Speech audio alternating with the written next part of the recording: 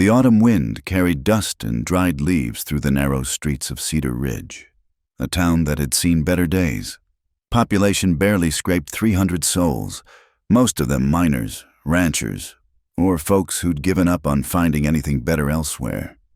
The sun hung low over the distant mountains, painting everything in shades of rust and gold.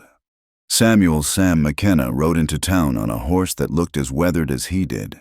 Both man and beast bore the marks of countless miles through unforgiving terrain.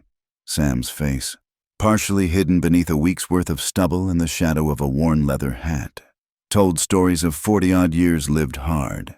Deep lines etched around gray eyes spoke of squinting into too many sunrises, while the permanent downward turn of his mouth suggested he'd forgotten how to smile somewhere along the trail. His clothes were practical rather than presentable. Deerskin jacket patched in several places. Canvas pants faded to the color of desert sand. Boots that had walked through more states than most folks could name. Everything about him whispered of a man who belonged to the mountains and endless sky rather than any civilized place. The horse's hooves clattered against the wooden planks as they passed the general store. "Where Mrs.?" Henderson swept her porch with unnecessary vigor, eyeing the stranger with the suspicion reserved for drifters. Sam touched the brim of his hat in greeting, receiving only a curt nod in return. He was used to such welcomes, or lack thereof. Cedar Ridge's main street boasted little more than the essentials.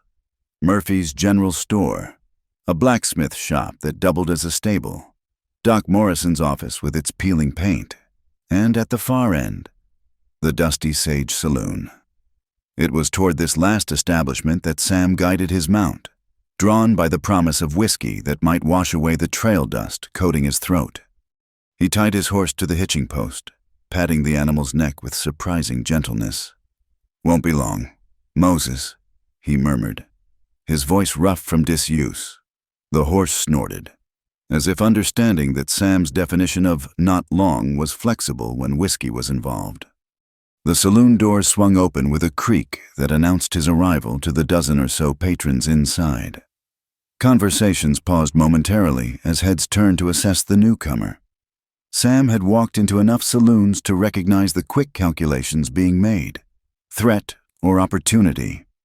Trouble or just another dusty traveler passing through. The interior was typical of such establishments. Sawdust on the floor to soak up spills and other unsavory liquids. A long bar scarred by years of use. Tables where men played cards with varying degrees of honesty. The air hung thick with tobacco smoke and the sour smell of spilled beer. Sam made his way to the bar, choosing a spot at the far end where he could keep his back to the wall and an eye on the room. The bartender, a portly man with impressive mustaches waxed to sharp points, ambled over with the unhurried pace of someone who'd long ago learned that hurrying rarely improved anything. "Whiskey," Sam said, placing a worn silver dollar on the bar. The bartender's eyes flicked from the coin to Sam's face, taking in the road-worn appearance and the way Sam's hand never strayed far from the Colt .45 on his hip. Passing through. "That's the plan." Sam's tone didn't invite further conversation. The whiskey arrived in a glass that had seen cleaner days, but Sam had drunk from worse. The first sip burned away the dust and reminded him why he rarely stayed in towns longer than necessary. Towns meant people, and people meant complications he'd spent the better part of 2 decades avoiding. He'd been barely 20 when he'd first taken to the mountain life, driven by reasons he rarely allowed himself to examine too closely. The war had ended, leaving men like him adrift in a world that had moved on, while they were busy dying and killing for causes that seemed less clear with each passing year. Add to that a personal tragedy that had carved out his heart and left a hollow space where hope used to live. And the solitude of the mountains had seemed like salvation rather than exile. For 23 years, he'd trapped beaver until the market died, guided wagon trains until the railroad made him obsolete, hunted buffalo until there were barely any left to hunt. He'd wintered in caves and summers under stars, learning the languages of wind and stone, creek and pine, The mountains had become his church, silence his closest companion. But a man couldn't live on solitude alone, no matter how much he tried. The human animal, it seemed, was cursed with the need for its own kind, even when that need brought nothing but pain. So, periodically, Sam would descend from his mountain retreats, trade his furs or gold dust for supplies, drink enough whiskey to quiet the voices in his head, and disappear again before anyone could get too curious about the man who looked like he'd forgotten how to live among people. This time was different, though he couldn't say exactly why. Maybe it was the way his bones ached when the cold settled in, reminding him that 43 wasn't old for a townsman, but was ancient for a mountain dweller. Maybe it was the dream that had haunted him for months now, a dream of walls that didn't let in wind, of a fire that someone else tended, of voices that weren't just echoes of his own thoughts. You Sam McKenna? The question jolted him from his reverie. A young man, barely out of his teens by the look of him, stood nervously shifting his weight from foot to foot. Sam's hand instinctively moved toward his gun. In his experience, anyone who knew his name without being introduced usually meant trouble. Depends on who's asking. Jake Morrison, Sir Doc Morrison's son. The boy held up his hands in a placating gesture. Got a letter for you. Came through about a month ago, but we didn't know if you'd ever come down to collect it. A letter? Sam couldn't remember the last time anyone had written to him. Anyone who might have cared to was long dead or had given up on him years ago. You sure it's for me? Yes, sir. Samuel Josiah McKenna, originally of Virginia. That's you, ain't it? Sam nodded slowly, accepting the envelope the boy produced from his jacket. The paper was quality, the kind that spoke of money and education. His name was written in precise copperplate script that triggered no memories. Sender paid to have it held for you, Jake added. Said you'd likely show up eventually. Doc's been keeping it in his safe. Sam turned the envelope over in his hands, noting the return address of a law firm in Denver. His stomach tightened. In his experience, lawyers meant either death or trouble, sometimes both. Thank you, he managed, surprising himself with the courtesy. The boy nodded and scurried away, leaving Sam alone with his whiskey and a letter that felt heavier than it should. He didn't open it, not yet. Instead, he ordered another whiskey and let his eyes wander the room. The saloon had filled up as evening approached, miners with ore dust still clinging to their clothes, ranch hands spending their wages before they'd properly earned them, a few merchants and townsmen who preferred the honesty of a saloon to the pretensions of their own parlors. In one corner, a poker game was heating up, voices rising with the stakes. Near the door, a group of cowboys laughed over some joke that probably wasn't as funny as the whiskey made it seem. The piano in the corner remained silent. Cedar Ridge wasn't prosperous enough to afford regular entertainment.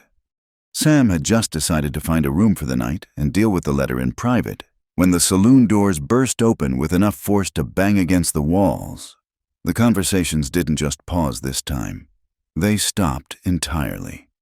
The woman who stood in the doorway swayed slightly, gripping the frame for support. Martha Brennan was known throughout Cedar Ridge, though not for reasons that brought her any pride. Somewhere in her 50s. She wore her hard years like a coat that had grown too heavy. Her hair, once probably a handsome auburn, now showed gray at the roots and hung in untidy strands around a face that whiskey had aged beyond its years.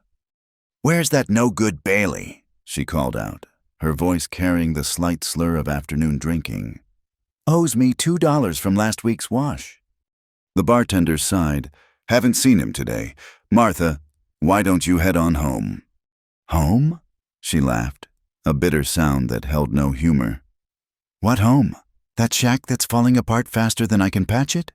Her bloodshot eyes swept the room, taking in the faces that quickly turned away. Then they landed on Sam. Something in her expression sharpened. She studied him with the calculating look of someone who'd learned to spot opportunity in the unlikeliest places. Sam felt his shoulders tense as she began making her unsteady way toward him. "You," she said, pointing a finger that trembled slightly. "You're new." "Just passing through, ma'am." Sam turned back to his whiskey, hoping she'd take the hint. She didn't. Instead, she claimed the stool next to him with the determination of someone on a mission. Up close, Sam could see she'd once been handsome. Good bones under the weathered skin.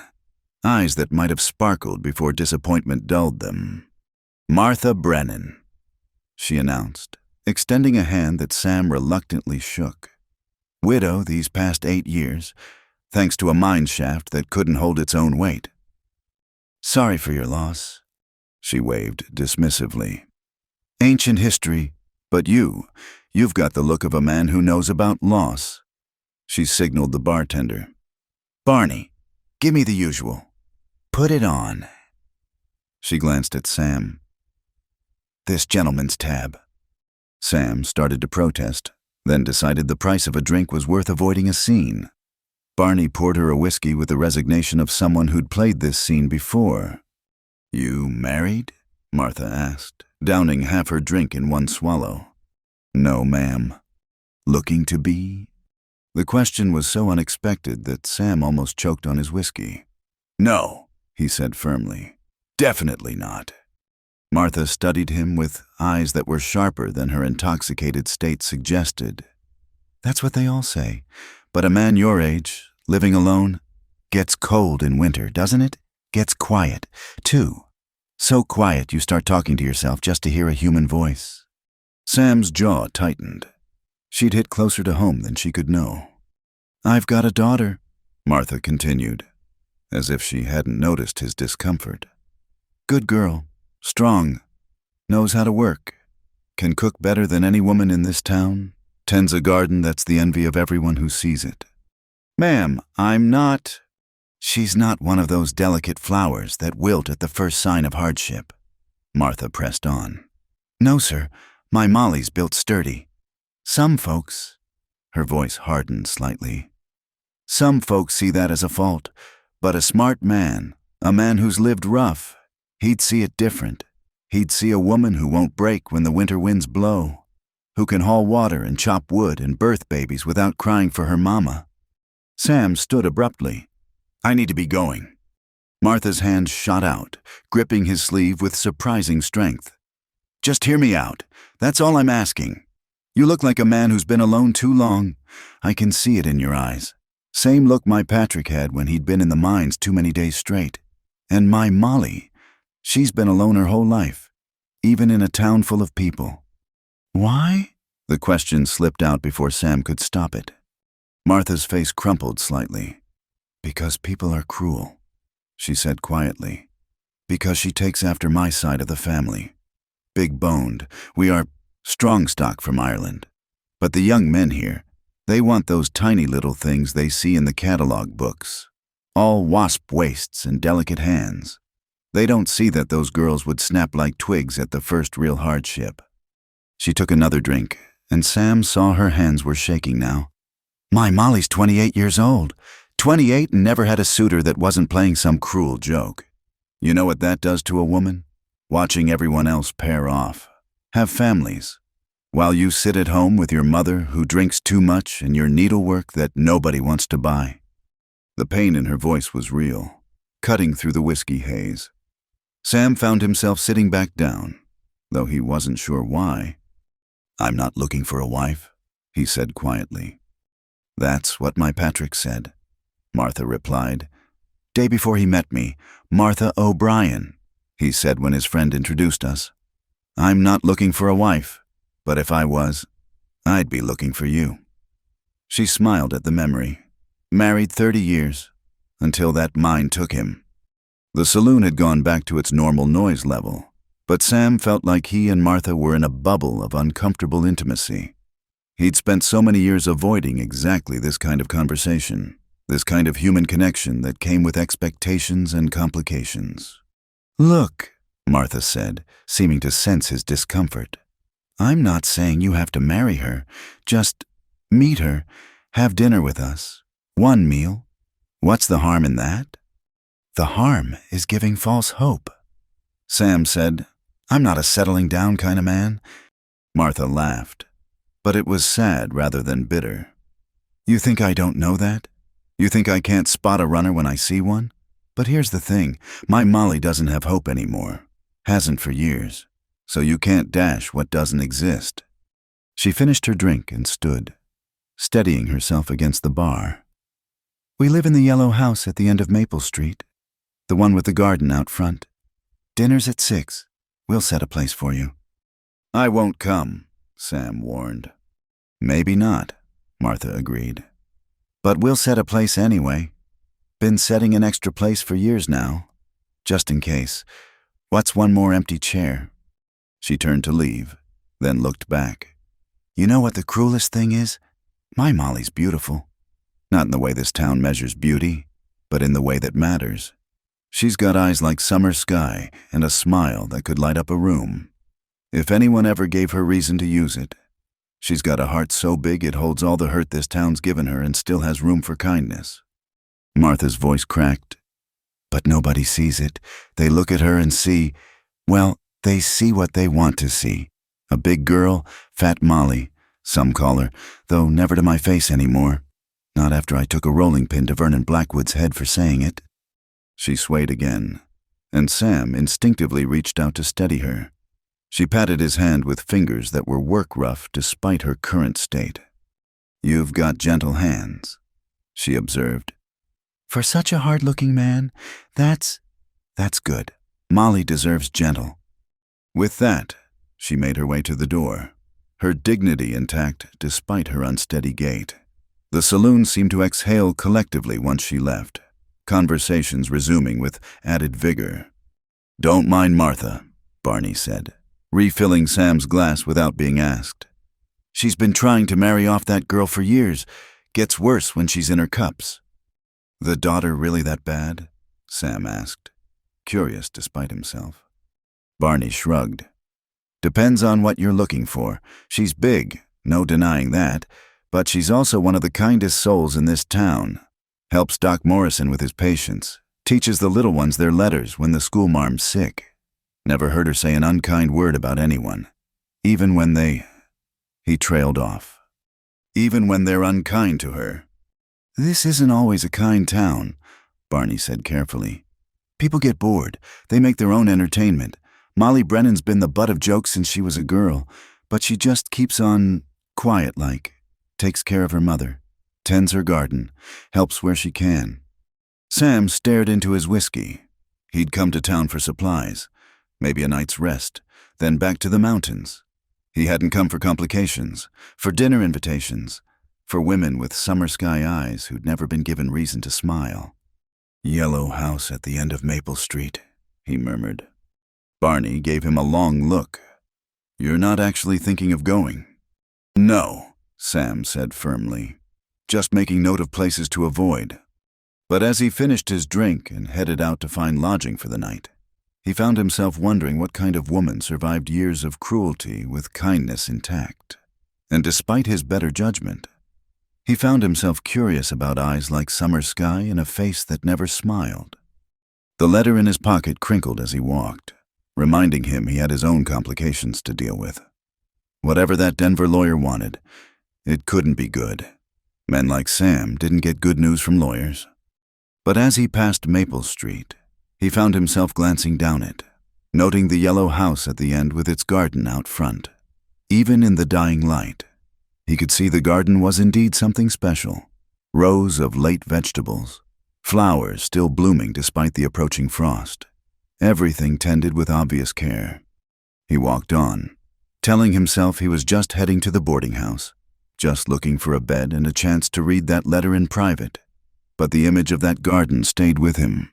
Speaking of patient hands and hope that persisted despite all reason. Just like an empty place set at a dinner table, waiting for someone who might never come. The boarding house bed had been too soft, the walls too close, the sounds of other lodgers too present. Sam had spent most of the night staring at the ceiling, the letter from Denver still unopened on the nightstand. When dawn finally crept through the thin curtains, he was almost grateful for the excuse to rise. He'd intended to buy his supplies and leave town before the morning was old. That was the plan. But somehow, As he walked past Maple Street on his way to the general store, his feet had carried him down the dusty lane before his mind could protest.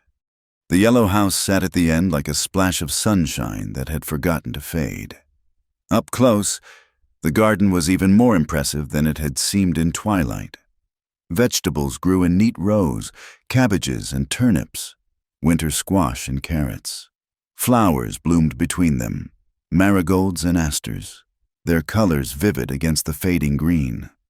Everything spoke of careful planning, patient tending, and a refusal to let the approaching winter win without a fight. Sam was so absorbed in studying the garden that he didn't notice the woman until she spoke. "Can I help you?" The voice was soft, carefully modulated, as if the speaker had long practice in not drawing attention. Sam looked up to see a woman standing on the porch, a basket of freshly gathered vegetables in her arms. Martha had been wrong about one thing. Her daughter wasn't 28. She couldn't be more than 25, though something in her eyes made her seem older. And Martha had been right about everything else. Molly Brennan was a large woman. There was no delicate way to put it. She stood nearly as tall as Sam himself, with broad shoulders and a figure that spoke of strength rather than fashion. But it was her face that caught him. Martha had been right about that too. Her eyes were indeed the color of summer sky, clear and bright despite the wariness in them. Her features were pleasant, even pretty high cheekbones, a straight nose, lips that looked like they'd forgotten how to smile but might remember with the right encouragement. Her hair, a rich brown with hints of red, was pulled back in a practical bun that did nothing to hide its thickness. "Miss Brennan," Sam said, removing his hat automatically. "I apologize for trespassing. I was admiring your garden." Something flickered in her eyes. Surprise, perhaps, that he knew her name. "It's no trouble. Most folks just walk by." She shifted the basket to her hip, the movement practiced and easy despite its weight. "Are you the man from the saloon, the one Mother spoke to yesterday?" Heat crept up Sam's neck. "She mentioned meeting me, did she?" A ghost of a smile touched Molly's lips. There and gone so quickly he might have imagined it. "Mother mentions a lot of things when she's been drinking. I've learned not to put too much stock in it." She paused, studying him with those remarkable eyes. "She set an extra place at dinner last night. I told her not to bother." "You were right," Sam said. "I'm just passing through." That's what they all say. The words might have been bitter, but her tone was matter-of-fact, as if she were observing the weather. "Would you like some vegetables for your travels? I have more than we can use." The offer surprised him. "That's kind of you, but—" "It's not kindness," she interrupted gently. "It's practicality. They'll only go to waste otherwise. Wait here." She disappeared into the house before he could protest, leaving him standing awkwardly by the garden gate. Through the window, he could see her moving around the kitchen with the efficiency of long practice. When she returned, she carried a cloth sack that bulged with produce. "Carrots keep well," she said, handing him the sack. "So do the turnips. The bread is fresh from this morning. There's some preserves, too, strawberry, from berries I grew last summer." Sam took the sack, surprised by its weight. "I should pay you for this." "No need, though if you're looking to ease your conscience. The fence post by the back garden is loose. I've been meaning to fix it, but—" She trailed off, a faint blush coloring her cheeks.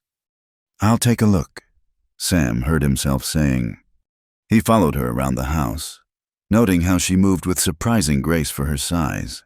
She didn't lumber or stomp as he'd seen some large people do, as if apologizing for taking up space. Instead, she moved like someone who'd learned to be comfortable in her own skin, even if the world wasn't comfortable with her. The loose post was an easy fix. While he worked, she brought him water in a tin cup, then stood at a respectful distance, not hovering but available if needed. They didn't speak, but the silence was companionable rather than awkward. "There," Sam said, giving the post a final test wiggle. "Should hold now." "Thank you." She looked at the repaired fence, then at him. "You're handy. That's Useful? It was such an understated observation that Sam almost smiled. Years of practice. When you live alone, you learn to fix what's broken or do without. Yes, she said quietly. You do. They stood there for a moment. Two people who understood something about solitude that didn't need explaining. Then the moment broke as the back door slammed open. Molly, where did you... Martha Brennan stopped short, her eyes widening as she took in Sam standing by the fence. Well, I'll be damned. Mother, Molly said, a warning in her tone. Martha ignored it, bustling forward with yesterday's alcohol apparently sweated out and replaced by determined energy. Mr. McKenna, I thought you'd left town. I was admiring your daughter's garden, Sam said carefully. She was kind enough to give me some vegetables for the road. Was she now? Martha's eyes darted between them, calculating. Well, that's our Molly. Generous to a fault. Too generous, some might say. Gives away what she should be selling. Takes care of everyone but herself. Mother. Molly's voice was firmer now, and Sam caught a glimpse of steel beneath the soft exterior. What? I'm just saying.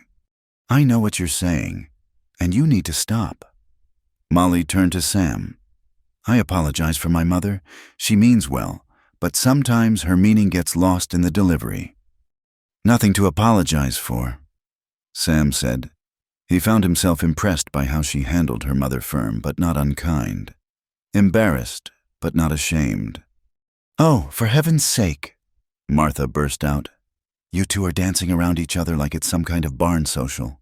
He's here, you're here. It's nearly lunchtime. Molly, invite the man to eat. I don't think, Molly began. I should be going, Sam said at the same time. They looked at each other, and this time her smile lasted long enough for him to be sure of it. It transformed her face, just as her mother had said it would. You should probably run, she said quietly, for his ears alone. Once she gets an idea in her head, she's like a dog with a bone. Speaking from experience. 25 years of it. Molly makes the best stew in the county, Martha announced, apparently deciding to ignore their resistance. And I promise to behave myself. Won't even mention marriage once. Mother! What? I said I wouldn't mention it, though now that I have mentioned it by saying I wouldn't mention it, I suppose that counts as mentioning it, doesn't it? She grinned. Unrepentant. Sam looked at Molly, who had closed her eyes as if praying for patience. When she opened them, she met his gaze directly. You're welcome to stay for lunch, she said simply. No expectations, no ulterior motives, just food and whatever conversation happens naturally. But I'll understand if you need to be on your way. It was the dignity in her voice that decided him. She wasn't begging or manipulating. She was offering what she had with no strings attached, prepared for rejection but not anticipating it. I suppose I could eat, Sam said. Martha clapped her hands. Wonderful. I'll just go check on something. In town. That needs checking. She was gone before either of them could respond, practically sprinting toward the front gate. Molly sighed. She's about as subtle as a stampede. She cares about you. She feels guilty, Molly corrected. She thinks it's her fault I am the way I am. Her blood, her bones, her Irish stock, as she puts it. As if I'm some kind of mistake that needs fixing. Are you? Sam asked. A mistake? She looked at him sharply, searching for mockery and apparently not finding it. No, she said after a moment. I'm just me. That's either enough or it isn't, depending on who's looking. And what do you see when you look? She turned away, busying herself with gathering the tools he'd used. I see someone who grows good vegetables and bakes decent bread and can lift a 50-pound sack of flour without strain. I see someone who knows every child in town by name and can ease their hurts when they fall. I see someone who's useful. That's all. She glanced back at him. What else should there be? Sam thought about all the ways people define themselves, by their losses, their failures, their fears. He thought about how he'd spent 23 years defining himself by what he'd run from rather than what he'd run to. "Maybe that's enough," he said. She studied him for a long moment, those sky-blue eyes seeing more than he was comfortable with. "You're an odd one, Mr. McKenna." "Sam," he said, "and I've been called worse." This time her smile was fuller, more natural. "Well then, Sam, let's see if I can feed you well enough to make up for whatever schemes my mother is undoubtedly hatching in town." As he followed her into the house, Sam caught himself thinking that maybe, just maybe, staying for one meal wouldn't be the disaster he'd anticipated. After all, he'd eaten in worse company, and the vegetables in his sack proved she could cook. What harm could one lunch do? The lunch had stretched into afternoon. Conversation flowing easier than Sam had expected. Molly had a quiet way of drawing out stories, and he'd found himself telling her about places he'd seen, mountains that touched the sky, valleys so green they hurt your eyes, streams so clear you could count the pebbles at the bottom. She listened with genuine interest, asking questions that showed she'd been paying attention. Now, as they walked back toward town together, she to deliver preserves to Doc Morrison, he to finally gather his supplies, Sam felt an unfamiliar contentment, the kind that made a man lower his guard. That's when Vernon Blackwood appeared. He came sauntering down Main Street like he owned it, which in a way he did. His father owned the largest ranch in the county. The bank held mortgages on half the properties in town, and Vernon had grown up believing this made him royalty. At 25, he was handsome in the way that money could maintain. Fine clothes, always clean and pressed. Boots that had never seen real work. A smile that never quite reached his cold gray eyes. "Well, well," Vernon said, stopping directly in their path. "If it isn't Cedar Ridge's own landmark, how are you today, mighty Molly?" Sam felt Molly tense beside him, though her face remained carefully neutral. "Mr. Blackwood," she said quietly, trying to step around him. Vernon moved to block her again, his smile widening. Now, no need to rush off. I was just telling the boys at the saloon that we ought to enter you in the county fair this year, in the livestock competition. Of course, bet you'd take first prize in the heavyweight category." 2 other young men had drifted over, drawn by the scent of entertainment. They snickered at Vernon's words, emboldened by their leader's cruelty. "That's enough," Sam said quietly. Vernon's attention shifted to him, taking in the travel-worn clothes and mountain man appearance with obvious disdain. "And who might you be? Another of Martha's charity cases? Did she promise you a free meal if you'd walk out with her daughter? How much whiskey did that take?" "I said that's enough." Something in Sam's tone must have penetrated Vernon's arrogance, because the younger man's eyes narrowed. "You're that drifter from the saloon, the one Martha was throwing herself at yesterday? What, decided to sample the goods before you move on?" "Vernon, please," Molly said, her voice barely above a whisper. "Just let us pass." "Let you pass?" Vernon laughed, an ugly sound. "But I'm doing you a favor. Molly, warning this poor fellow what he's getting into. Did you tell him about the last man your mother tried to force on you? Poor Tom Garrett. Took 3 bottles of whiskey before he could even look at you. And he still ran for the hills come morning." Sam saw the way Molly's hands clenched in her skirts, the way her shoulders hunched as if trying to make herself smaller. He'd seen that posture before, in creatures that had been beaten too often. "You done?" Sam asked, his voice dangerously calm. Vernon mistook the quietness for weakness. "Oh, I'm just getting started.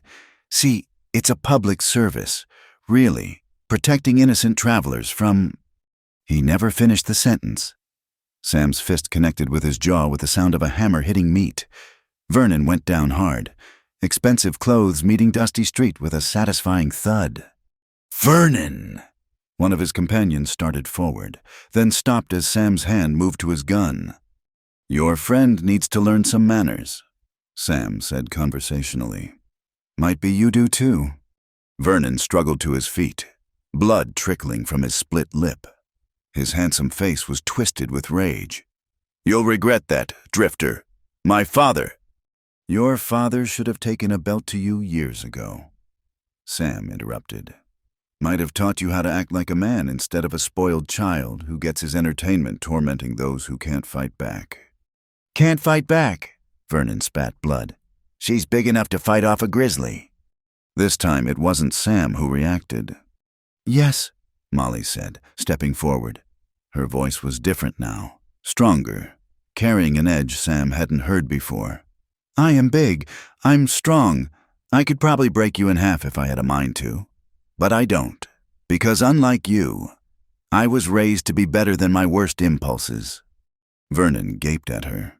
In all their years of torment, she'd never talked back, never defended herself. "You think you're clever?" she continued, her blue eyes blazing. "You think you're superior because your father has money and you've got a face that photographs well, but you're nothing. Vernon Blackwood, you're a small, petty man who needs to make others feel worthless so you can feel important. That's not strength. That's the worst kind of weakness." "You fat—" "Yes," she cut him off. "I'm fat. I'm also kind, hard-working, generous, and loyal. I can birth a calf, bake bread, tend the sick, and grow food from seeds. What can you do, Vernon, besides spend your father's money and torment people who've never done you harm?" The street had gone quiet. People had emerged from shops and businesses, drawn by the commotion. Many of them had witnessed or experienced Vernon's cruelty over the years, but none had ever seen anyone stand up to him like this. Vernon's face had gone from red to purple. "You'll pay for this," he snarled. "Both of you. My father—" "We'll hear about this from me," a new voice interjected. Doc Morrison stepped out of his office, medical bag in hand. "Including how you've been harassing Miss Brennan again, despite my warnings, and how this gentleman was forced to defend her honor when you wouldn't act with common decency." "You taking their side, Doc?" Vernon demanded. "I'm taking the side of human decency," Doc Morrison replied calmly. "Something you might want to acquaint yourself with. Young man, now, I suggest you and your friends move along before Sheriff Watson arrives. I already sent Jake to fetch him." Vernon looked around, seeing faces that weren't as sympathetic as he'd expected. Even his companions seemed uncomfortable, shuffling their feet and avoiding eye contact. "This isn't over," he said finally, but the threat lacked conviction. He turned and stalked away, his friends trailing behind like whipped dogs. The crowd began to disperse, though not without curious glances and whispered conversations. Sam heard fragments. About time someone stood up to him and, "Did you hear what she said?" And, "That drifter's got guts." "Miss Brennan," Doc Morrison said gently, "are you all right?" Molly was trembling now, the adrenaline of the moment wearing off. Yes, thank you, Doc." "No need to thank me. You did just fine on your own." He looked at Sam. "You've made an enemy there. Friend. Vernon doesn't forget slights, and neither does his father." "I've had worse enemies," Sam said. Doc Morrison studied him for a moment, then nodded. "I believe you have. Still, might be wise to watch your back while you're in town." He tipped his hat to Molly. "Those preserves can wait until tomorrow. My dear, I think you've had enough excitement for one day." After the doctor left, Sam and Molly stood alone on the street. She was still shaking, arms wrapped around herself as if cold. "I'm sorry," she said quietly. "You shouldn't have gotten involved. Vernon will make trouble for you now." "You apologizing for standing up for yourself?" She looked at him, surprised. I've never done that before. Said those things out loud. I've thought them plenty, but never—" "Maybe it was time." "Maybe." She took a deep breath, steadying herself. "But it won't change anything. Tomorrow he'll still be Vernon Blackwood, and I'll still be Fat Molly. That's just how things are." "You're wrong," Sam said. "About what?" "You're not Fat Molly. You're Molly Brennan, who grows gardens and helps doctors and stands up to bullies even when her voice shakes. The rest is just words from small people who need you to be less so they can feel like more. She stared at him for a long moment, and he saw tears gather in those sky-blue eyes, but she didn't let them fall. "You really are an odd one. Sam McKenna," she said finally. "Getting odder by the day, apparently." He offered her his arm. "Let me walk you home." She hesitated, then took it.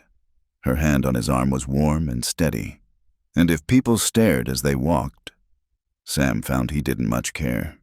As they reached the yellow house, Martha came bursting out, having obviously heard some version of events.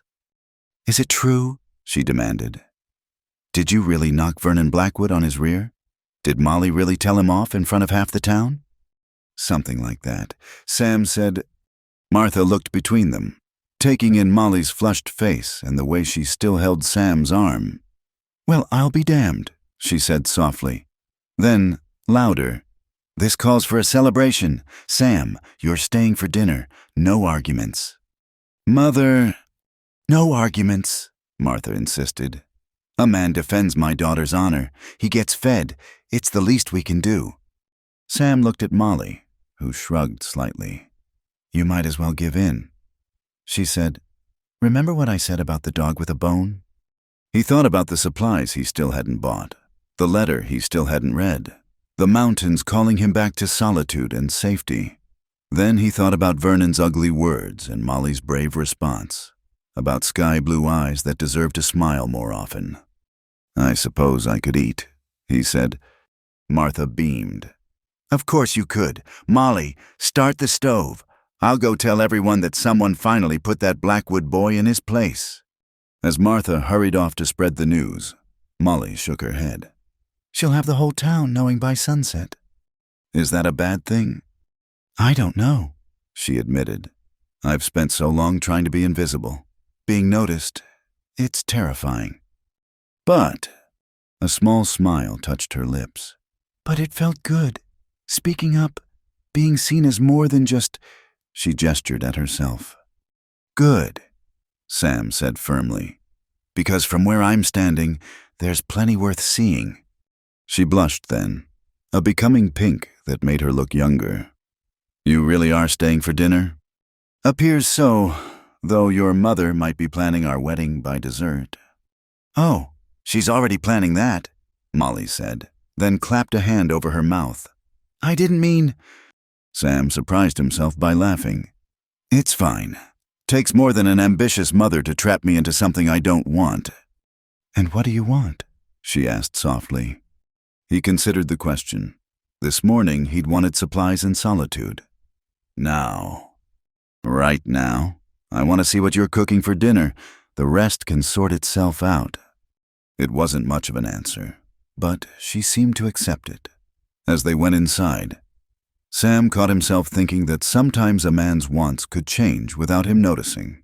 And sometimes, just sometimes, that might not be a bad thing. The days that followed took on a rhythm Sam hadn't experienced in decades. He'd rented a room at the boarding house, but found himself spending more time at the Yellow House on Maple Street than anywhere else. What had started as fixing a fence post had grown into a list of repairs the Brennan household needed. Loose floorboards, a leak in the roof, shutters that hung crooked after too many winter storms. "You don't have to do all this," Molly said for the 100th time, watching as he worked on replacing rotted boards on the front porch. "I know," Sam replied, not looking up from his work. "Hand me that hammer, would you?" She passed it to him, their fingers brushing briefly. These small touches had become more frequent, each one sending an unexpected warmth through him that had nothing to do with the autumn sun. "Most folks would have left town by now," she observed, "especially after making an enemy of Vernon Blackwood. Most folks haven't tasted your apple pie." She laughed, a sound he'd been hearing more often lately. "So you're staying for my cooking?" "Among other things." The words hung between them, heavier with meaning than he'd intended. Sam focused on the board, aware of her watching him. "I need to check on the bread," she said finally. but he heard the smile in her voice after she'd gone inside. Sam sat back on his heels and surveyed his work. The house was looking better, more solid. Like its occupants, it had good bones under the neglect. Martha had sobered up considerably since his arrival, as if having a man around the house had given her a reason to pull herself together. She still drank, but not to excess, and she'd taken to disappearing on long errands that gave him and Molly time alone. Not that they did anything improper with that time. They talked, mostly, or worked in companionable silence. Sam had learned that Molly read every book she could get her hands on, that she knew the Latin names of plants, that she'd once dreamed of being a teacher before accepting that the town would never hire someone who looked like her to shape young minds. In turn, he'd told her things he hadn't spoken of in years. His childhood in Virginia before the war, his first winter in the mountains, when he'd nearly died from cold and stupidity. The beauty of sunrise from a peak so high the clouds looked like ocean waves below. He hadn't told her about the war itself, or about Mary, or about the child who'd died with her. Some wounds ran too deep for words, even with someone who listened like Molly did. Mr. McKenna? Sam looked up to find Jake Morrison standing by the gate, fidgeting with obvious discomfort. "Doc needs you," the boy said. "There's been an accident at the Hendrickson farm. Says to bring Miss Molly, too, if she's willing." Sam was on his feet immediately. "What kind of accident?" "Barn collapsed. Mr. Hendrickson's trapped under the beams. Doc says it's bad." Molly appeared in the doorway, already reaching for her shawl. "I heard. Let me get the medical supplies I keep here." They made the 3-mile journey to the Hendrickson farm in Doc Morrison's wagon, Molly sitting between Sam and the doctor, a basket of supplies on her lap. Sam watched her hands as they checked and rechecked the contents. Steady hands, competent hands, hands that knew their business. The scene at the farm was chaos. Half the barn had collapsed, and men from neighboring farms were working frantically to clear debris. Women clustered nearby, some crying, others organizing water and bandages. "There," Doc Morrison pointed. "They've almost got him clear." Sam joined the men working to lift the beams, while Molly and Doc Morrison prepared for the worst. It took 6 of them to move the main beam that had pinned Carl Hendrickson's legs. The man screamed when they lifted it, a sound that sent Sam back to battlefields he'd tried to forget.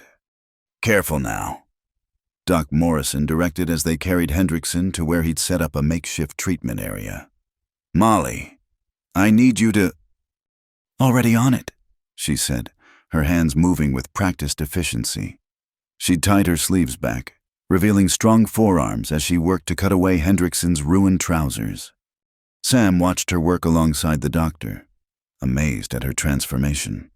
Gone was the shy woman who apologized for taking up space. In her place was someone confident, skilled, essential.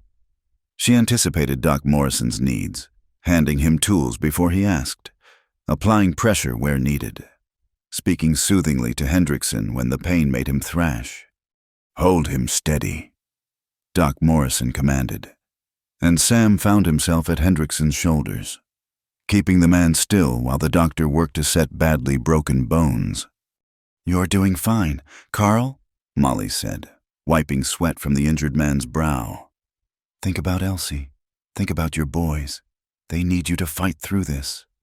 It took 2 hours to stabilize Hendrickson enough to move him into the house. By then, Molly's dress was stained with blood and dirt. Her hair had come loose from its pins, and she looked exhausted. But she kept working, helping to settle the patient, preparing medicines, instructing Elsie Hendrickson on his care. "He'll make it," Doc Morrison said quietly to the assembled group. "Thanks to quick work and capable hands." He looked pointedly at Molly. "I couldn't have managed without you, my dear." "Anyone would have helped," Molly said, but Sam saw the pleased flush on her cheeks. "No," Elsie Hendrickson said firmly. "Not anyone. You knew exactly what to do. You saved my Carl's life." As they prepared to leave, several of the farm wives approached Molly, women who'd previously kept their distance, who'd whispered behind their hands when she passed. Now they pressed her hands, thanked her, asked her advice about poultices and tinctures. On the ride back to town, Doc Morrison was quiet for a long moment before speaking. "You know, I'm not getting any younger. Been thinking about taking on an assistant, someone who could help with house calls, handle things when I'm laid up with my rheumatism." Molly's hand stilled on the basket. "Doc?" "The pay wouldn't be much," he continued. "But it's steady work, respectable work, if you're interested." Yes, I'm interested." Her voice was barely above a whisper. "Good. Come by tomorrow, and we'll work out the details." He glanced at Sam. "Assuming this fellow doesn't have other plans for you." "Doc!" Molly's face went scarlet. The older man chuckled. "Just observing. Man doesn't fix up a house for no reason." Sam kept his eyes on the road, but he was aware of Molly beside him, could feel the warmth radiating from her despite the cooling evening air. "A house needs maintaining," he said carefully. "Otherwise, it falls apart." "Indeed it does," Doc Morrison agreed. "Indeed it does." They dropped the doctor at his office. Then Sam drove Molly home. Martha was waiting on the porch, having heard the news through the mysterious communication network that connected every household in the county. "Is it true?" she demanded. "Carl Hendrickson nearly died, and my Molly helped save him?" "It's true," Sam confirmed, helping Molly down from the wagon. She swayed slightly, exhaustion catching up with her, and he steadied her with a hand at her waist. "I need to wash. Molly said, I'm a mess." "You're beautiful," Sam said, the words escaping before he could stop them. She froze, looking up at him with those sky-blue eyes wide with shock. Martha made a small sound that might have been a squeal quickly suppressed. "I mean," Sam started, then stopped. What did he mean? "I mean, you did beautiful work today. Watching you with Doc Morrison, seeing how you handled everything. It was something to see." "Oh." She looked down at her blood-stained dress, then back at him. "Thank you." Doc offered her a job. Sam told Martha, desperate to shift focus from his slip. "As his assistant." "A job?" Martha's eyes filled with tears. "Oh, Molly. Oh, my dear girl." "It's not that big," Molly began, but her mother cut her off with a fierce hug. "Yes, it is. It's everything. It's people seeing what I've always known, that you're special, that you're needed." Sam left them to their celebration, heading to the boarding house to clean up and think. But thinking proved dangerous. He kept seeing Molly as she'd been today, competent, confident, glowing with purpose. Kept remembering the feel of her waist under his hand, the way she'd looked at him when he'd called her beautiful. He'd been in Cedar Ridge for 2 weeks now. His supplies were purchased, sitting in his room waiting to be loaded.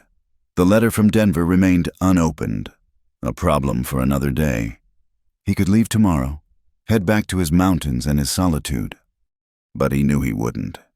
Because somewhere between fixing fence posts and sharing meals, between standing up to bullies and watching her save a man's life, Sam McKenna had done the one thing he'd sworn never to do again. He'd started to care, and that terrified him more than any enemy he'd ever faced. That evening, he returned to the Yellow House for dinner as had become his custom. Molly had bathed and changed, her hair pinned up neatly again. But there was something different about her, a new confidence in the way she moved, a brightness to her eyes that hadn't been there before. "I've been thinking," she said as she served the meal, "about what Doc Morrison said, about being his assistant." "It's a good opportunity," Sam said. "It is, but it's also scary. What if I'm not good enough? What if people won't accept me in that role?" "You were good enough today," Sam pointed out, "and those farm wives seem to accept you just fine." "That was different. That was an emergency." "No," Martha interjected. "Sam's right. Today people saw the real you, the one we've always seen, the one that fool Vernon Blackwood tried to hide with his cruel words." Molly smiled at her mother, then at Sam. "Maybe you're right. Maybe things can change. Things are already changing, Sam said quietly. She met his eyes across the table, and something passed between them. An understanding, a possibility, a future neither had expected. Yes, she said softly. They are. Outside, night settled over Cedar Ridge, bringing with it the first real cold of autumn. But inside the yellow house, warmed by food and companionship and something that might have been the beginning of love, nobody noticed the chill. The mine whistle's shriek cut through the afternoon air like a knife. 3 long blasts followed by 3 short ones, the signal everyone in Cedar Ridge dreaded. Cave in. Sam was helping Molly organize medical supplies in Doc Morrison's office when they heard it. She went white, dropping the bottle of laudanum she'd been holding. That's the Consolation Mine, she breathed. Oh God, that's where half the town works. Doc Morrison was already grabbing his bags. Molly, get all the bandages we have. Sam, run to the church. They'll be setting up there for the wounded. Tell them we'll need tables. Hot water. Lots of it. The next hours blurred together in a nightmare of dust, blood, and desperate voices. The Consolation Mine had been the town's largest employer, and the cave-in had trapped 23 men in the lower shaft. By the time Sam arrived at the mine site, dozens of people had gathered, wives, children, friends of the trapped miners. We need every able-bodied man. The mine foreman shouted. Got to shore up the rescue shaft before we can get to them. Sam joined the rescue efforts, working alongside men he'd only nodded to on the street. Vernon Blackwood was there too. Surprisingly, his fine clothes discarded for work gear. Their eyes met once across the chaos. But this wasn't the time for petty grudges. Down in the mine, the air was thick with dust and the groaning of stressed timbers. Sam had been in tight spaces before, but nothing like this. The weight of the mountain pressing down. The knowledge that one wrong move could bring everything crashing down on them. Easy there. A grizzled miner named Murphy guided him. Listen to the mountain. She'll tell you what she's planning if you pay attention. They worked in shifts, 2 hours down, 1 hour up to let others take their place. Each time Sam emerged, he looked for Molly among the crowd of helpers. She was always there, moving between the injured with Doc Morrison, her dress now permanently stained, her face drawn with exhaustion but determined. It was during his 3rd shift below that they broke through. The trapped miners were huddled in an air pocket, some injured, all terrified, but alive. The cheer that went up when they emerged could probably be heard in the next county. Molly! One of the rescued miners, a young man named Thomas, called out. Is Molly Brennan here? My Sarah, she's having the baby. Started when the whistle blew. She needs... Molly was already moving. Doc Morrison calling after her. Take Sam with you. I can't spare anyone else. And you might need help. Sam found himself running through the streets beside her, carrying the medical bag while she held up her skirts to move faster. The Thomas house was in chaos when they arrived. Sarah Thomas was deep in labor, attended by a neighbor woman who looked relieved to see them. Thank God, the woman said. It's coming too fast, and something's not right. Molly took charge immediately, examining Sarah with gentle but efficient hands. The baby's turned wrong, she said to Sam. I need to... She looked at him, seeming to realize for the first time that he was the only one there to help. I need you to hold her steady. Can you do that? Sam had seen plenty of death in his time, but birth was another matter entirely. Still, he nodded, moving to support Sarah as Molly directed. You're doing fine, Molly soothed the laboring woman. Your Thomas is safe. I saw him myself, walking out on his own 2 feet. Now we need to get this baby here to meet him. What followed was the longest hour of Sam's recent memory. Molly worked with a calm intensity, her hands sure despite the difficulties. She talked Sarah through each contraction, adjusted the baby's position with infinite patience, never showing the fear Sam could see in her eyes when things got complicated. Now, she said finally.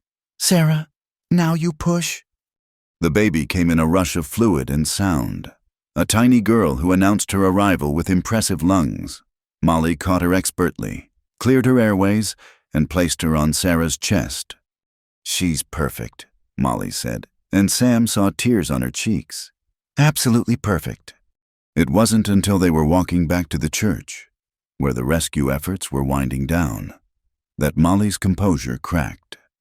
She stopped suddenly, leaning against a fence post, shaking. "Molly?" Sam touched her shoulder gently.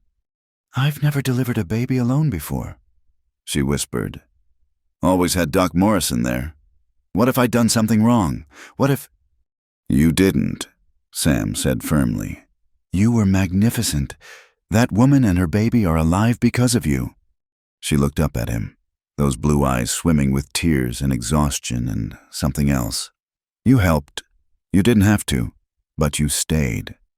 "Where else would I be?" The simple question seemed to break something open in her. She swayed toward him, and Sam caught her, pulling her against his chest. She fit there perfectly, her head tucked under his chin, her body solid and warm against his. "I'm so tired," she murmured into his shirt. "I know. Let's get you home." But when they reached the yellow house, they found it wasn't to be a quiet evening. Half the town seemed to have gathered there, bringing food for the rescue workers, sharing news of the saved miners. Martha was in her element, organizing everything with the efficiency of a general. 17 rescued without serious injury," she announced when she saw them. 4 with broken bones that Doc's tending, 2 still unaccounted for. Her face softened as she took in Molly's exhausted state.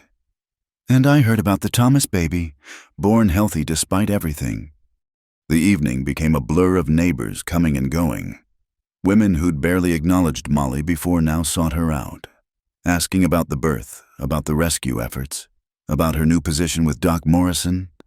Men nodded respectfully to Sam, including him in their conversations about the mine's safety and the town's future. Vernon Blackwood appeared at one point, his face and clothes black with coal dust. He stood awkwardly at the door until Martha waved him in. "Don't just stand there," she scolded. "Heroes don't lurk in doorways." Vernon's eyes found Molly across the room. For a long moment, they just looked at each other. Then he crossed to where she sat, Sam tensing beside her. "Miss Brennan," Vernon said stiffly. "I heard what you did today, at the mine and with the Thomas baby." He swallowed hard. I owe you an apology for everything, for years of being less than a man should be." Molly studied him, then nodded slowly. "Thank you, Vernon. That took courage to say." He shifted uncomfortably. "My cousin was one of the trapped miners. When I thought he might die down there, well, it puts things in perspective. What matters and what doesn't." He glanced at Sam. "I owe you an apology too." Sam extended his hand. Vernon took it, the handshake brief but firm. After Vernon left, the gathering gradually wound down. People drifted home, exhausted but grateful. The 2 missing miners had been found alive, trapped in a pocket they'd dug themselves. The Consolation mine would need major repairs, but no one had died. In a mining town, that counted as a miracle. Finally, only Sam and the Brennan women remained. They sat on the porch despite the cool night, none of them ready to be confined by walls after the day's events. "Feels like everything changed today," Martha said quietly. "The whole town feels different." "Crisis has a way of showing what really matters," Sam observed. "And what matters to you, Sam McKenna?" Molly asked, her voice soft in the darkness. He was quiet for a long moment, thinking about the question. This morning he'd been a drifter helping with repairs, still planning eventually to return to his mountains. Tonight, today, when I couldn't find you in the crowd at first, he said slowly. When I didn't know if you were safe, I realized something. "What?" Her voice was barely a whisper. "That somewhere in these past weeks, Cedar Ridge stopped being just another town. It became the place where you are. And that matters more than I expected anything to matter again." He heard her sharp intake of breath, felt Martha quietly slip inside to give them privacy. "Sam, I know I'm not what you deserve," he continued. "I'm old, set in my ways, carrying ghosts I can't shake. But watching you today, seeing your strength, your compassion, the way this town is finally seeing what I've seen all along. Molly, She kissed him. It was awkward at first. Neither of them experienced in such things recently. But then his arms came around her, and her hands found his face. And it became something else entirely. Something that spoke of loneliness ending, of hope beginning, of two people finding in each other what they'd stopped looking for. When they finally parted, both breathing hard, Molly was smiling in a way that transformed her whole face. "You were saying?" she prompted. Sam laughed, surprising himself. "I was saying that I love you. Molly Brennan, God help me, I do." "Good," she said simply, "because I love you too, Sam McKenna, ghosts and all." They sat together on the porch swing, her head on his shoulder, his arm around her solid warmth. Above them, stars appeared one by one in the clear mountain sky. Tomorrow would bring new challenges, the mind to repair, the injured to tend, a town to rebuild.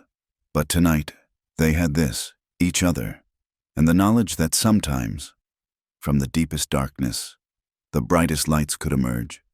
"Stay," Molly said quietly. "Not just tonight, not just for another week. Stay." Sam pressed a kiss to her hair, breathing in the scent of lavender soap and honest work. "Yes," he said simply, "yes." And in that moment, he meant it with everything he had. The letter arrived on a Tuesday morning, delivered by a special courier who looked out of place in Cedar Ridge with his city clothes and impatient manner. Sam had just finished helping Molly prepare Doc Morrison's office for the day when Jake burst in. "Sam, there's a fancy man at the boarding house asking for you. Says it's urgent." The fancy man turned out to be a lawyer's clerk from Denver, the same firm whose letter Sam had been carrying unopened for weeks. There was no avoiding it now. "Mr. Samuel McKenna?" the clerk asked, eyeing Sam's work clothes with poorly concealed disdain. "I'm instructed to wait while you read this documentation and return with your response." Sam took the thick envelope with reluctant hands. "Give me an hour." He found himself at the yellow house, sitting at Molly's kitchen table while she made coffee with worried glances in his direction. Finally, he opened both letters, the old one and the new.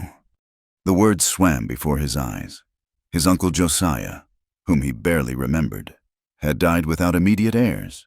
The estate's substantial lands in Colorado, mining interests, bank accounts, had been left to Sam as the last living McKenna of that line. The sum mentioned made his head spin. "Sam?" Molly's gentle voice brought him back. "What is it?" He handed her the letters wordlessly, watched as her eyes widened, as understanding dawned. "This is, Sam, this is a fortune. You're rich." "I don't want it," he said immediately. "But I came here with nothing but what I could carry.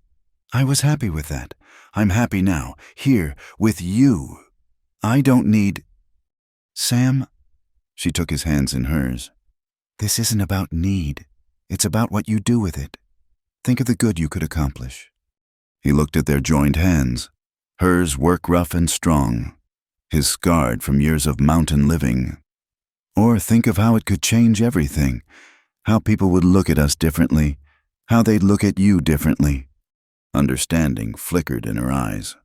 "You mean how they'd suddenly find me acceptable? The fortune hunter who caught herself a rich husband? That's not what you are. I know that. You know that. But others—" She sighed. "Sam, you can't make decisions based on what cruel people might say. You never have before."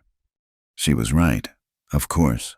But the thought of their simple life here becoming complicated by wealth and attention made his stomach churn. He'd seen what money did to people, how it twisted relationships and bred false friends. "There's more," he said quietly.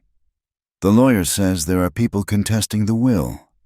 Distant cousins, business partners. If I accept, I'll have to go to Denver, maybe for weeks. There'll be court proceedings, documents to sign. Then we'll go together.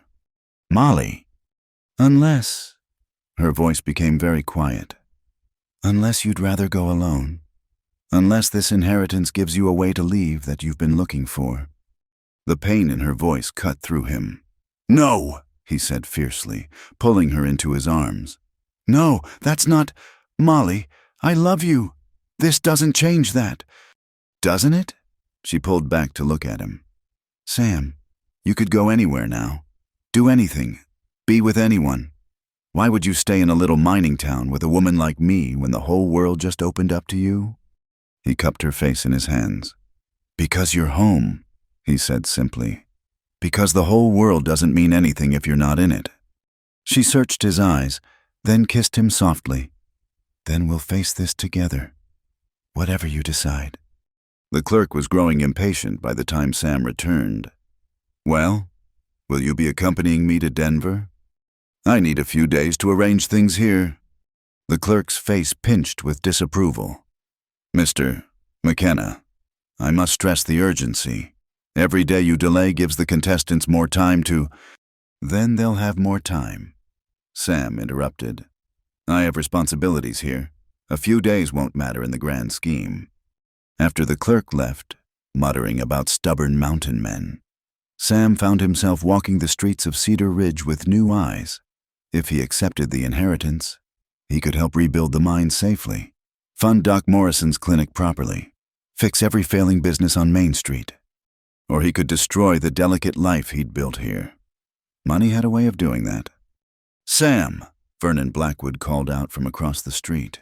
Since the mine rescue, he'd been different, quieter, more thoughtful.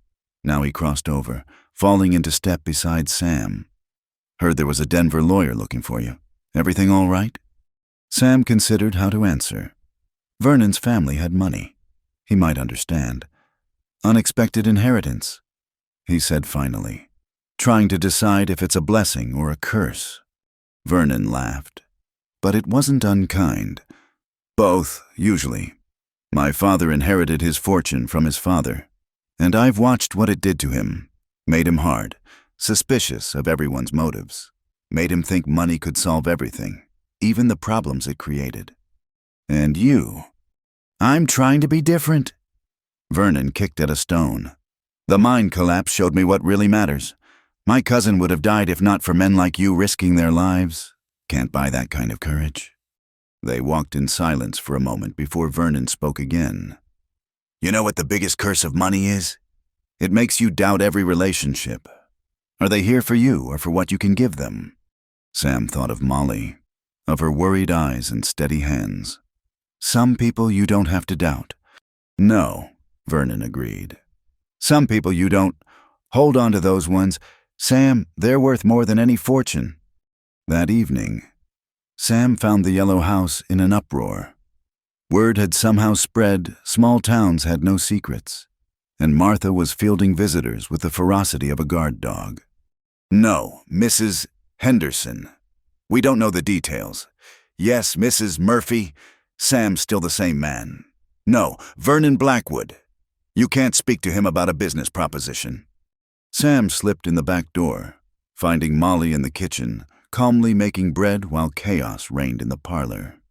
"How long has this been going on?" he asked. "About an hour." She didn't look up from her kneading. "Amazing how fast news travels. Mrs. Pritchard actually asked if we'd be too good for the town now." "What did you tell her?"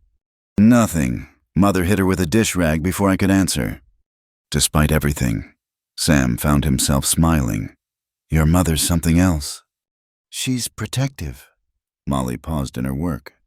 "She's also terrified." "Of what?" "That you'll leave. That I'll leave with you. That she'll be alone again." Molly's hand stilled on the dough. "She's not the only one who's terrified." Sam moved behind her, wrapping his arms around her waist. I'm not going anywhere without you. Promise. Promise. She leaned back against him, flour-dusted hands coming to rest on his arms. Then we'll figure this out. Together. A crash from the parlor interrupted them, followed by Martha's voice raised in indignation. They looked at each other and laughed, the sound easing the tension that had building all day.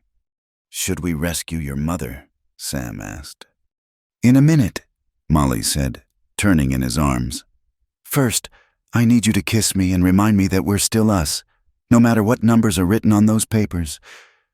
He obliged, kissing her thoroughly until they were both breathless and covered in flour. When they finally parted, some of the worry had left her eyes. Still us, he confirmed. Good. Now let's go save Mother before she declares war on the entire town. They found Martha facing down a small crowd of neighbors, brandishing a rolling pin like a weapon. The next person who asks about Sam's money gets this upside the head. Mother, Molly said mildly, put the rolling pin down. They're like vultures, Martha protested, circling already, and the man hasn't even decided what to do yet. Sam stepped forward, addressing the gathered crowd. Folks, I appreciate your interest, but nothing's been decided. When and if there's anything to share, you'll hear it. For now, I'd appreciate some privacy to think things through. Most had the grace to look ashamed, mumbling apologies as they filed out. But Sam caught the calculating looks, the whispered conversations. The inheritance was already changing things, just as he'd feared. That night, unable to sleep, he sat on the boarding house steps and finally made his decision, not based on fear or what others might think, but on what felt right. He'd accept the inheritance, not for himself, but for what it could do for Cedar Ridge, for Molly, for the life they were building together. And if people talked, if they doubted or schemed or judged, well, he'd weathered worse storms than gossip. The next morning, he found Molly in Doc Morrison's office, preparing medicines with her usual careful attention. She looked up when he entered, reading his decision in his face. You're going to accept it? Yes, but on my terms, and only if you'll come to Denver with me. She set down the bottle she was holding. Sam, I can't just leave. Doc Morrison needs... I need you, he said simply. And I spoke to Doc this morning. He thinks the trip would be educational for you. Chances to visit hospitals, attend medical lectures. He's calling it part of your training. You arranged this? I asked. He agreed. Said he could manage for a few weeks with help from the other towns. Sam took her hands. I won't do this without you, Molly. We face it together or not at all. She was quiet for a long moment, then squeezed his hands. Together, then, though heaven knows what Denver society will make of us. Let them make what they will, Sam said. We know who we are. Yes, she agreed, and her smile was like sunrise. We do. The clerk, when informed, was visibly relieved. Arrangements were made for the journey. Doc Morrison gave his blessing along with a list of medical contacts in Denver, and Martha alternated between tears and fierce pride. As Sam packed his few belongings, the weight of change settled on his shoulders. But alongside the uncertainty was something else. Hope. For the first time in 23 years, he was choosing to walk toward something instead of away. And he wouldn't be walking alone. The Denver trip had been a revelation. For 3 weeks, Sam had navigated lawyers and ledgers while Molly attended medical lectures and visited hospitals. They'd faced down sneering society matrons and grasping relatives with equal determination. And when the dust settled, Sam had not only secured his inheritance, but also established a trust for Cedar Ridge funds for the mine's safety improvements, the clinic's expansion, and the town's first proper school. Now they were home, standing once again in the garden of the Yellow House. But everything had changed. Vernon Blackwood had organized a welcome party that filled Main Street. The very people who'd once mocked Molly now sought her medical advice and hung on her stories of Denver's great hospitals. It's strange, Molly said quietly, watching the celebration from the porch. All my life I wanted them to see me as something more than Fat Molly. Now they do, and I realize it doesn't matter as much as I thought. Sam wrapped an arm around her shoulders. What matters then? You, Mother, Doc Morrison, the work I do, the people who saw me before Denver, before the money. She leaned into him. The rest is just noise. Wise woman. He pressed a kiss to her temple. I love you. Even though I knocked over that fancy vase in the lawyer's office? Especially because of that. His face was priceless. She laughed, the sound drawing Martha over. The older woman had been sober for 2 weeks now, her eyes clearer than Sam had ever seen them. You two planning to stand out here all night? Martha asked. The whole town's waiting to toast the happy couple. We're not, Molly began. Yet, Sam interrupted. He turned to face Molly fully, his heart pounding like he was a young man again. But we could be. Molly's eyes widened. Sam? He'd planned to do this differently, privately, but somehow this felt right, here in the garden she'd tended so faithfully, with her mother beaming and the town celebrating in the distance. Molly Brennan, he said, dropping to one knee right there on the porch. You've shown me that a man can start over. That home isn't a place, but a person. You've made me want to be better than I am, to build something lasting instead of always running. Will you marry me? He pulled out the ring he'd bought in Denver, not the flashiest one the jeweler had shown him, but a simple band with a small sapphire that matched her eyes. Oh, Sam, Molly breathed, tears streaming down her face. Yes, of course, yes. Her hands shook as he slipped the ring on her finger. Then she was pulling him up, kissing him soundly while Martha whooped loud enough to draw attention from the street. Did she say yes? Someone called out. She said yes, Martha shouted back, and a cheer went up that could probably be heard in the next county. The rest of the evening passed in a blur of congratulations and plans. Vernon Blackwood, now genuinely reformed and working to make amends for years of cruelty, offered to host the wedding reception. Doc Morrison volunteered to give the bride away. The whole town, it seemed, wanted to be part of their happiness. But it was later, when the crowds had dispersed and they sat alone on the porch swing, that Sam felt the true weight of the moment. Are you sure? He asked quietly. I'm not an easy man. Molly, I've got my moods, my silences. Sometimes the mountains still call to me. Then we'll visit the mountains, she said simply. Sam, I'm not looking for easy. I'm looking for real, for someone who sees me truly and chooses to stay anyway. Like you see me. Exactly like that. They were married 2 months later, on a crisp December day with snow dusting the mountains like sugar. The church was packed, people standing in the aisles and spilling out the doors. Molly wore a dress of deep blue that Martha and the ladies' sewing circle had made, and Sam had never seen anything more beautiful. Doc Morrison walked her down the aisle, his eyes suspiciously wet. Take care of her, he whispered to Sam. With my life, Sam promised. The ceremony was simple, the words traditional, but Sam felt each one in his bones. When the minister pronounced them man and wife, when he kissed Molly to the applause of the entire town, something inside him finally settled. The restlessness that had driven him for 23 years quieted at last. The reception at Vernon's family ranch was lavish by Cedar Ridge standards. Food covered every surface, musicians played, and people danced until their feet hurt. Sam even managed a few turns around the floor with his bride, though he warned her his dancing was rustier than his hinges. You're doing fine, she laughed as they swayed together. Everything's perfect. Even my stepping on your feet. Especially that, it means you're trying. As the evening wore on, Sam found himself on the porch with Vernon, of all people, sharing a drink and watching the festivities through the window. Never thought I'd see the day. Vernon said, me hosting Molly Brennan's wedding reception. Life takes strange turns.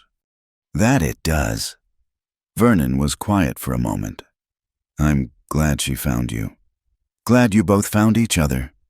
Makes me think maybe there's hope for all of us." "There is," Sam said. "Just takes being willing to change." Later, as he and Molly prepared to leave for their wedding night at the best hotel in town, a gift from the grateful miners whose lives he'd helped save, the crowd gathered to see them off. "Be happy," Martha said, hugging them both fiercely. "Be so happy it makes up for all the years that weren't."